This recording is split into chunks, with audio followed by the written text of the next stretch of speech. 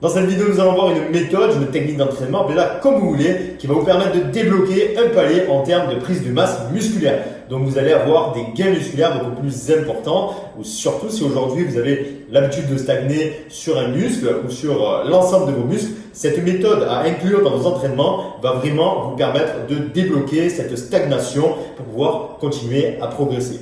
Donc cette méthode s'intitule la méthode FST7 qui signifie tout simplement Fascia Stretch Training. Donc l'étirement, l'entraînement qui va étirer votre fascia. Le fascia, qu'est-ce que c'est? C'est tout simplement la membrane qui entoure votre muscle en fait, qui entoure le package de fibres que vous avez dans votre muscle. Et bien tout simplement, Annie Rambod, un coach américain, un très grand coach américain qui a coaché et qui continue de coacher de grosses stars américaines, a tout simplement inventé cette méthode. Et bon, en théorie, tout simplement, elle permet de débloquer, de passer un palier en termes de prise de muscle, d'après les résultats sur les pratiquants qu'il a pu coacher et d'après mes propres résultats et d'après les résultats sur des personnes que j'ai pu moi-même coacher. Donc restez bien jusqu'à la fin de cette vidéo car ça va vraiment vous être d'une grande utilité. Juste avant de poursuivre sur la vidéo, je tiens à vous inviter à télécharger votre programme d'entraînement totalement gratuit qui se situe dans la description. Vous avez un programme professionnel, intermédiaire et débutant. Vous avez juste à choisir en cliquant sur le lien du programme que vous désirez avoir et tout simplement vous mettez votre adresse email et vous le recevez directement dans votre boîte email. Ceci dit, nous pouvons commencer sur la vidéo. Alors cette méthode, donc vous l'avez compris, ça va consister à créer un entraînement qui va consister à étirer cette membrane qui entoure votre muscle, cette enveloppe du muscle. Alors comment faire, comment pratiquer cette méthode d'entraînement? Tout simplement, vous allez faire à la fin de votre séance d'entraînement, donc admettons, on va encore prendre l'exemple le plus classique, l'entraînement de vos pectoraux. Vous allez tout simplement faire une série d'isolation, donc ça peut être aux écartés haltères, aux écartés à la poulie, aux écartés à la poulie sur banc. Bref, l'exercice d'isolation qui vous correspond le plus, qui vous permet à vous de ressentir au mieux votre muscle en fait, eh bien, tout simplement, vous allez faire cette série de 10 à 12 répétitions avec des temps de récupération très courts. Alors, pourquoi cette série? Me demandez absolument pas. C'est tout simplement le coach que je vous ai cité ci avant, Annie Rambod, qui a décidé que ça l'était ainsi. Tout simplement, cette série, je pense, parce que c'est largement suffisant, honnêtement, après effectuer les 7 séries d'isolation en suivant cette méthode-là, donc avec des temps de repos très courts, entre 10 à 12 répétitions.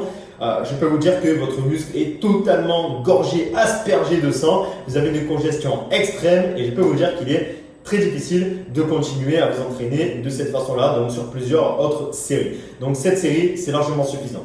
Donc les temps de repos vont être évidemment très courts, donc on va pas prendre des temps de repos de 10 secondes, de 5 secondes, c'est vraiment ridicule. On va prendre des temps de récupération.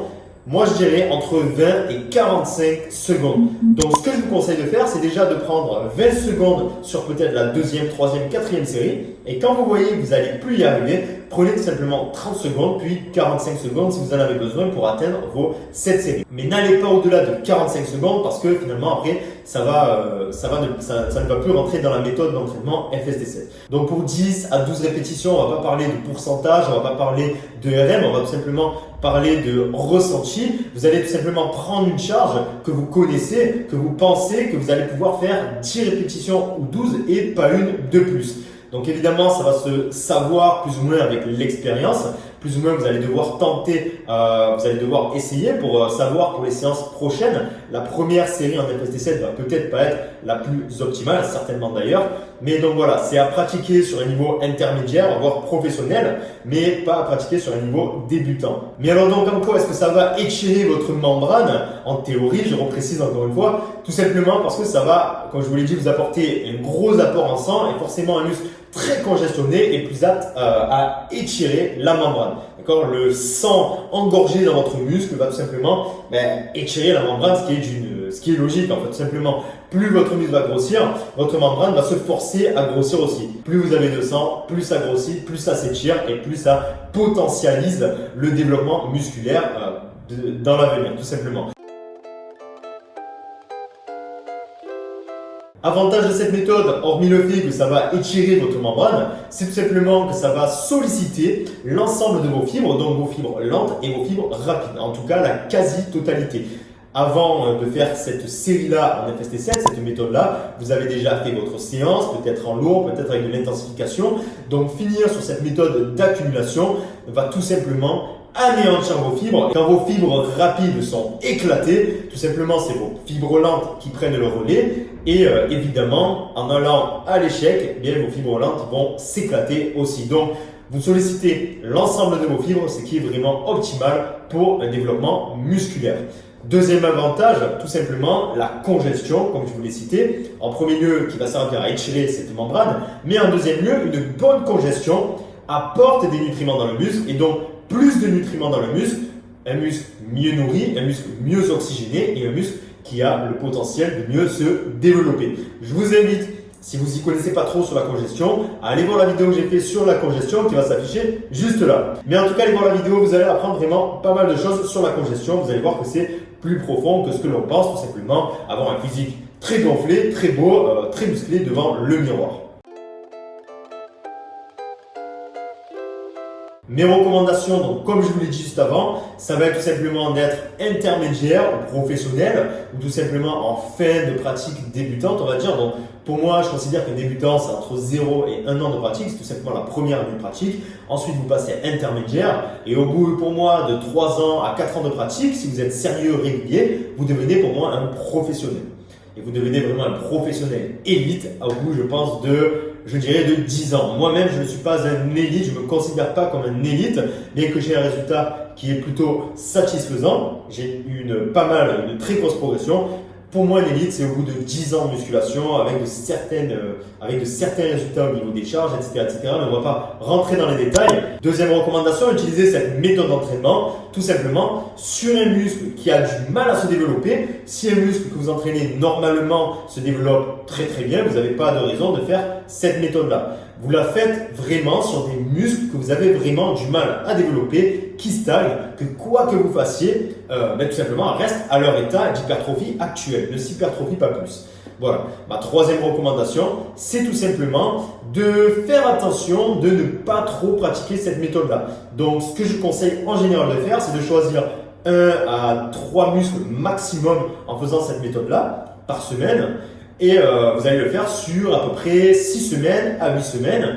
Puis après, faire votre semaine de déload, donc de décharge, 1 à 2 semaines de décharge. Ce que je conseille vraiment, c'est de vous entraîner sur des cycles de progression pendant 6 à 8 semaines, donc à peu près 1 mois et demi à 2 mois, avec 1 semaine à 2 semaines de non-entraînement total, d'entraînement vraiment très léger, ciblé plus sur le ressenti, la relation cerveau-muscle. Mais bon, ça sera le sujet d'une autre vidéo.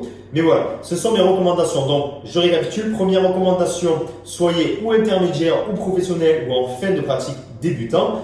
Deuxième recommandation, faites-le sur des points faibles, sur des muscles qui ne sont pas forcément des points faibles, mais qui ont plus de mal à se développer.